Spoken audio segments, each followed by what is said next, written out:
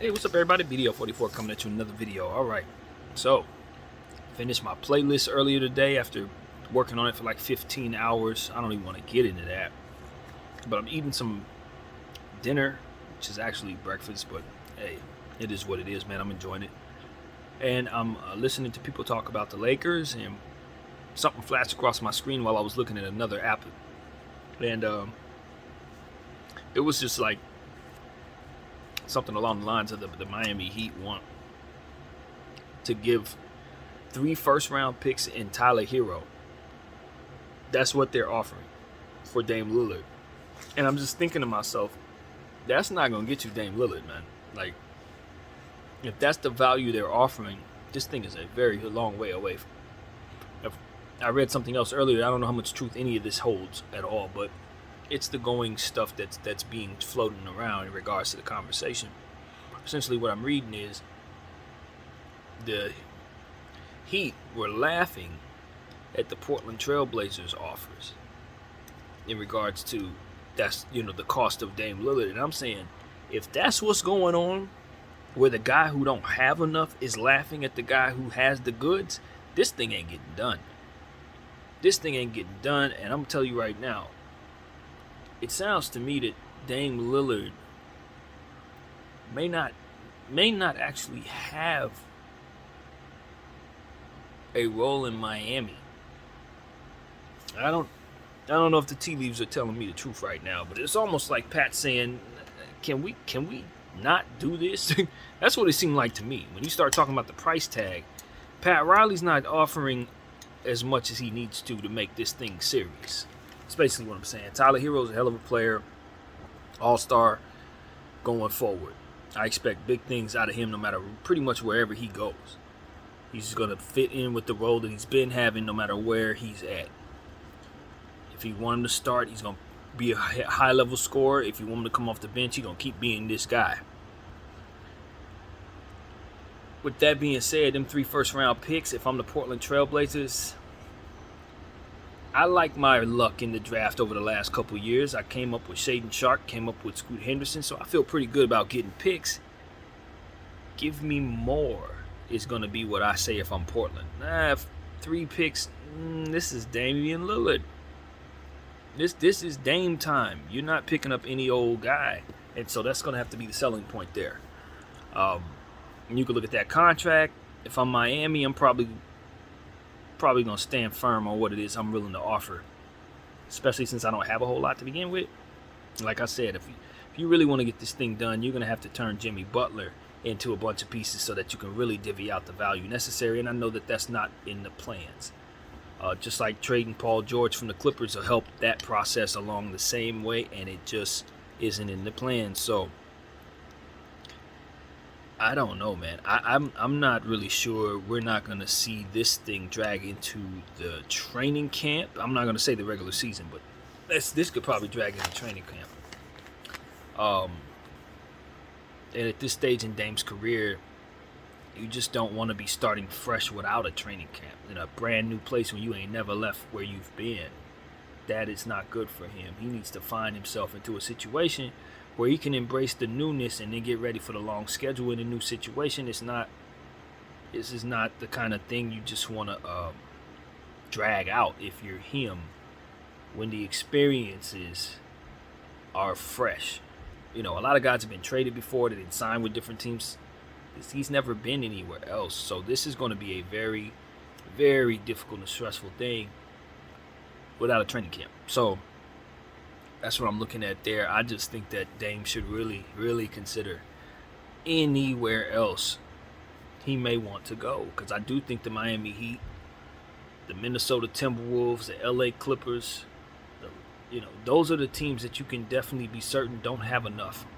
Off the top of my head, I could tell you right now they do not have enough to make a legitimate Dame Lillard trade that Portland should be interested in. Unless, in Minnesota's case, they're willing to give up Anthony Edwards, which is not real. Maybe Karl Towns, depending on how Portland feels about him. So that, I guess Minnesota's in the mix, but they're not going to really actually land Dame. Dame's not actually going to go there. So These are the type of things where it's like, well, I feel for Dame in the sense that I don't really think he has a role if he wanted to return to Portland. I think they're kind of kicking him out of the door.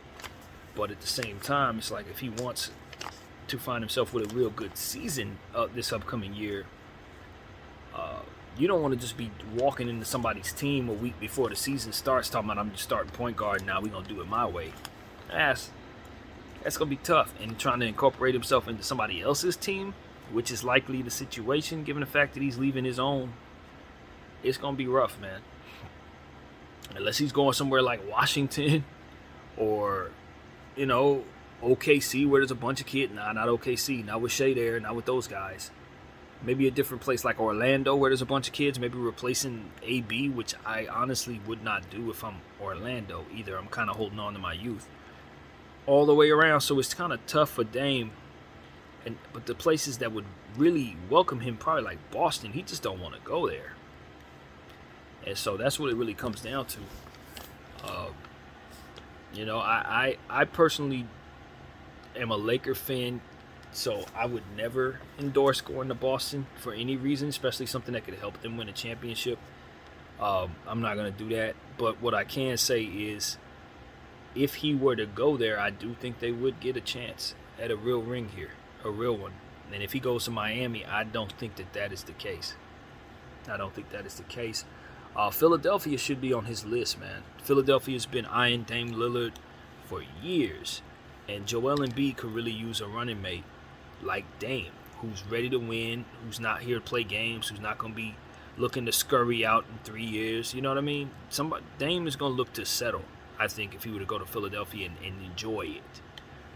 He would look to settle. So, and I don't know how long Dame wants to play, man. Dame's already in his 30s. So, how long does he want to do this? That's the question. I don't imagine that he would retire in the event this goes this way, where he's locked up and can't go back to Portland. I didn't imagine he's going to retire. I don't believe that he has that in his mind at all. But this could be a wasted season.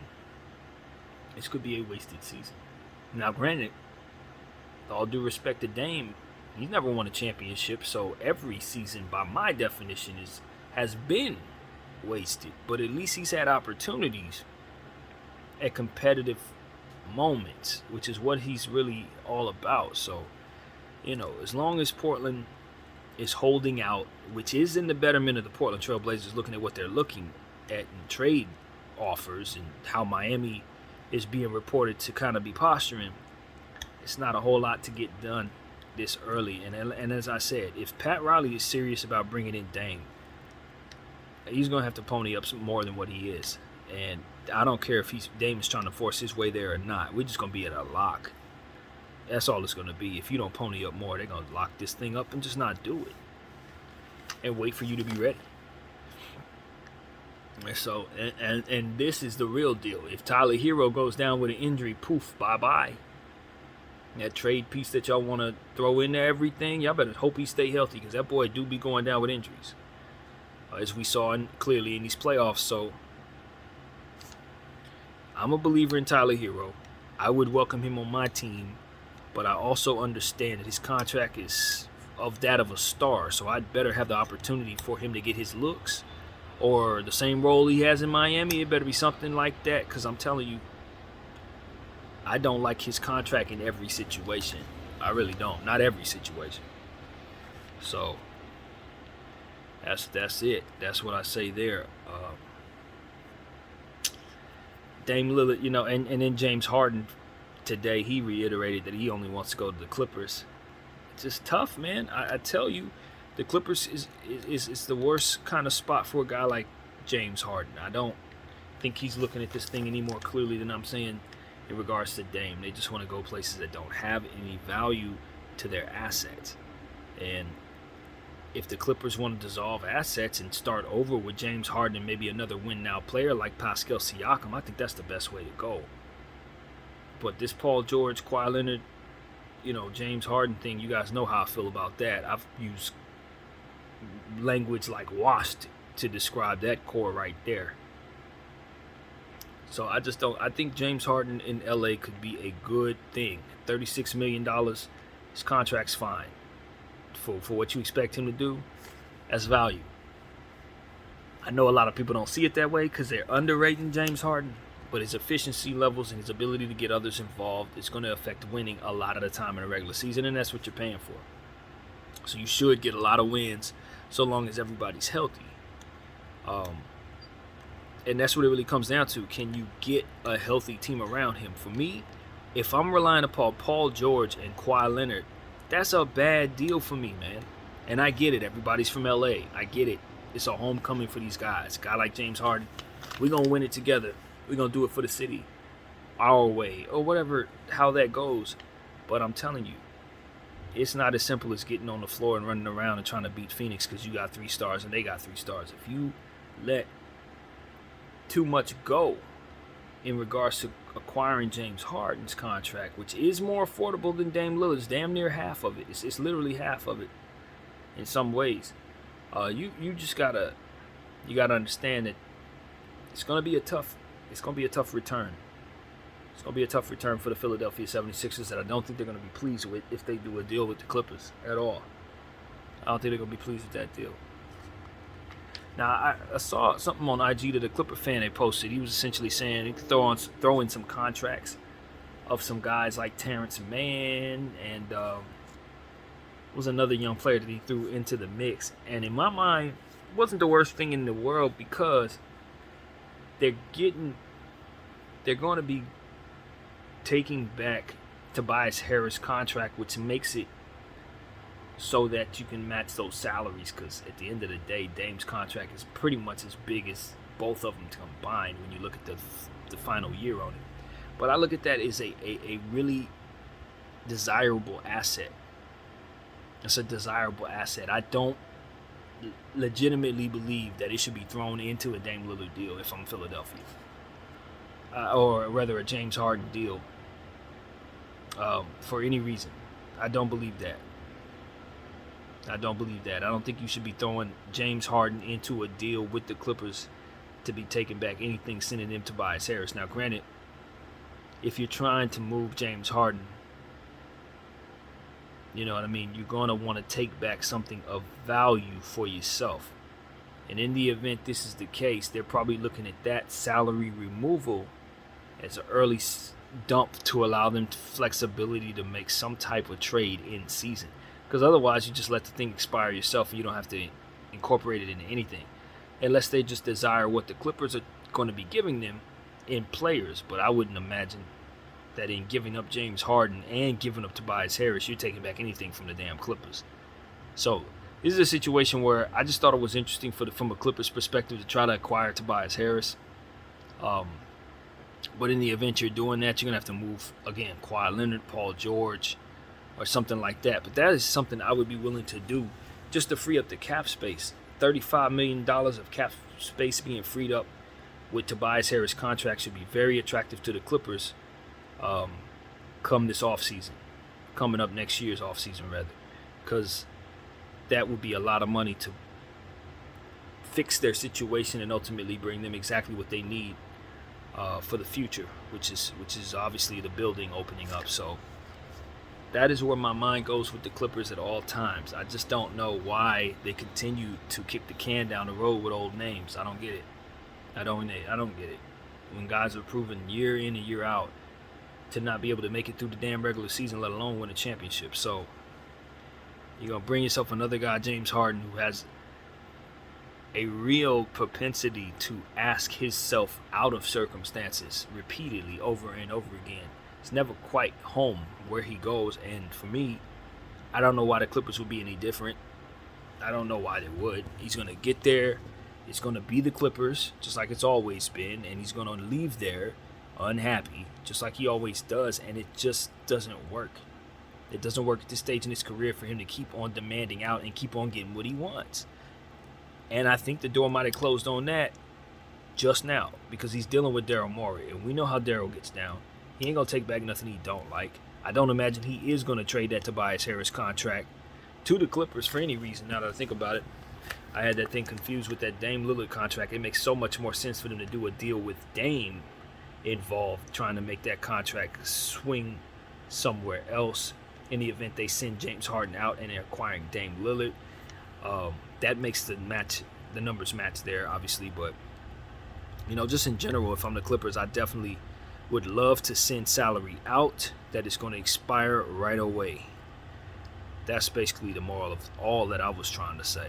Not to say that that's what's best for Philly at all, because it isn't. They should probably hold on to Tobias and try to let that money expire and then probably re-sign him to a contract that makes more sense for your team next season. And just keep the player, because he's a high-level player who's really, really good, fits right in with whatever you're doing, and is a win-now piece for Joel Embiid that you can always say is in place. So you remove that piece, I don't know what you're going to replace it with. Probably not somebody as sturdy as him. And again, he's not going to be on a $35 million contract ever again, so you ain't got to worry about that. So that's what I would do with Tobias Harris. I wouldn't actually get rid of him at all. I'd just let that contract expire and re-sign him for what he should be paid.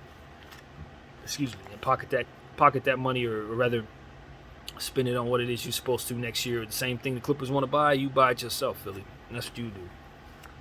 So that's actually how I would actually play that, minus the confusion. So yeah, that's really where my head is. Summer league stuff. I haven't watched any summer league today. I don't really know what's going on. I know Houston played, so I'm definitely interested in how they do things. But my Lakers losing to the Celtics last night, it's a little tough. But at the end of the day, we're just excited about our players, so we're not worried too much about us. Much is said about contracts and things of that nature in regards to the Lakers. That was the content I was just watching before I started this channel. Was with Laker Nation, with those guys talking about just all the good contracts that the Lakers had, and they were trying to figure out which one they liked the most. And the D'Lo came up as one of the guys' favorite contract, and it's $36 million.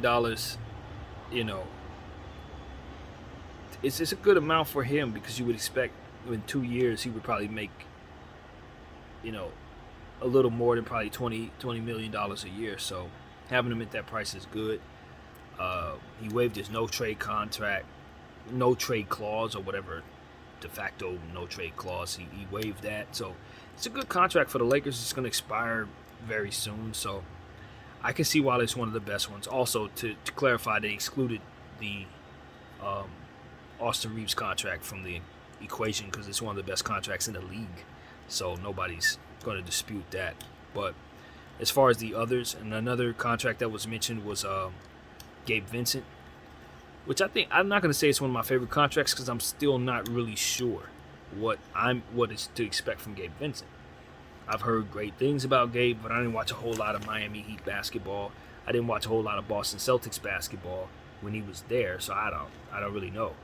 And that's another thing. We got another Celtic over here too. Gabe Vincent played 4 years, maybe 4 or 5 years with the Celtics, if I'm not mistaken. Maybe I am mistaken. He's probably only there for 2 years. But the point was, he was in that log jam for a little bit, man. So he's dug his way out of that. If I'm not mistaken, I think that's true. I think that he was with the Celtics. So anyway, yeah, it's always good to take something from the Celtics if that is the case. At any rate, I like him. I think he's at value. I think that's a good contract for him. I don't think it's a discount necessarily. In fact, I think he got paid, so to speak. That's what this is. This is him getting his bag. So I think it's a good bag for a player who's earned as much as he has. And you look at a guy like Fred VanVleet getting max money after coming from the undrafted market. You look at him and say, I'm not saying that Gabe is as good as Fred VanVleet, but you could definitely see where Gabe is still going to be able to perform at a very high level and probably could make even more money next time he's a free agent. So this stint with the Lakers is going to be important for him. But I think the patience level he's going to have to use in this Lakers situation is going to be the thing, because there's going to be times where he's probably going to get a lot of minutes throughout the course of the season, and there's going to be times in the season where they're going to want to feature other people. So that's what I think in regards to Gabe Vincent. He's just going to have to kind of get used to the Darvin Ham rotation way of doing things, which this is not supposed to. So that's what I'm saying. Max Christie is on one of those 2-year contracts, which I think I was aware of because we just began being able to sign people who were second rounders and undrafted guys to 4 years with, of course, Max Lewis, we spoke of earlier today. So we just have to be aware of Max Christie's imminent free agency next season, just like we dealt with Austin Reeves. We're going to have to deal with Max Christie. I don't know if Max is going to feel the same way, taking a discount. If he has a big season, it's going to be a little tough. It's going to be tough, man. I don't know if what the Lakers' plans would be with Max. Obviously, we have to pay attention to the type of season he has. If he has a big season, he could play himself out of our range. You know what I'm saying? In terms of his money and what he's expected to make. So I don't know what to expect after watching how we did Rui Hachimura last year. It worked out in the long run. Having him sit and not play as much, even though we knew he was playing very well. Come free agency, we were able to get him at a discount. If we would have played him to his capacity, he probably would have went out of here for $80+ million, $100+ million. Maybe we do the same with Max. maybe we continue to kind of slow down what it is that otherwise would be fast progression for him. I'm not saying I support this because I really hate this type of thing, but when you consider what it's going to take to keep guys, we've already seen the Lakers do that. We've already seen it. So Max is going to be an imminent free agent guy that I'm pretty sure teams are going to want to take from us. They already see enough in Summer League to know they want to take him from us. And speaking of which, he will not be in the Summer League anymore. His Summer League games are done. I think he hurt his shoulder. I don't want to use the word injured because I don't know how bad it is, but they're shutting down Max Christie in the Summer League for the Lakers. So that's something that we need to be aware of as we continue to fight. And so, yeah, more opportunities for D'Moi Hodge, more opportunities for Damian Ba. Of course, our point guard is in place. Jalen Hood-Schifino, whom I thought played really well. I don't know if I mentioned enough of how well he's looked as games have progressed, but he's just continuing to show us that he's a really good floor general in this draft. We're happy that we have a legitimate point guard here. And so that's what I want to say. I don't know that Schroeder's a legitimate point guard. I think he plays point guard, but I don't think he's any more of a point guard than he is a 2. And I feel the same way about D'Lo. So to a point, we were kind of getting away with not really having a true point guard last year. In some ways, I mean, obviously Russell Westbrook's a point guard, but he's a hybrid. He's not going to run it like you normally want to teach a guy like Jalen Hood-Schifino to run the offense. You know what I mean? So, looking at Patrick Beverley, I identify him the same way. He's as much as a 2 as he is a 1. And so, for me, it's like we didn't really have a point guard. We got away with it. Everybody who could run it for us ran it well. Obviously, LeBron James, of course, Austin Reeves as well. But are any of these people actual point guards? Are any of these people floor generals? And, of course, Bron could turn to it if he wants to, Austin as well. But you'd much rather them have the ability to not have to do that for their team. If it comes through the course of the flow of the game and they're making passes, of course that's part of their game. But to ask them to be a floor general, no, we'd much rather just have a guy in place that can do that, who was born to do that, who understands the game in that way, and doesn't have to step outside of himself to do it for us in any way. So that's what I like for our team. And it will just allow those guys to be the recipient of more passes that they can score from. So that's really where I think Jalen is going to help all of our guys, especially a guy like Anthony Davis, who we tend to try to force the ball to, but could not find success in certain situations throughout the season, the second half particularly. I think that's where Jalen Hood-Schifino is going to have the opportunity to really shine, is making sure that make great passes to AD consistently. Salute to Kobe Bennett, of course, so that we can get that offensive look from him that ultimately makes him the star that he is. So hopefully Jalen can kind of make guys better. And so that's where my mind goes, man. I'm ready to finish the rest of this bowl. And just wanted to kind of holler at you guys about the going topics in the NBA. And yeah, that's pretty much it, man. My name is BDL44. I thank you all for watching.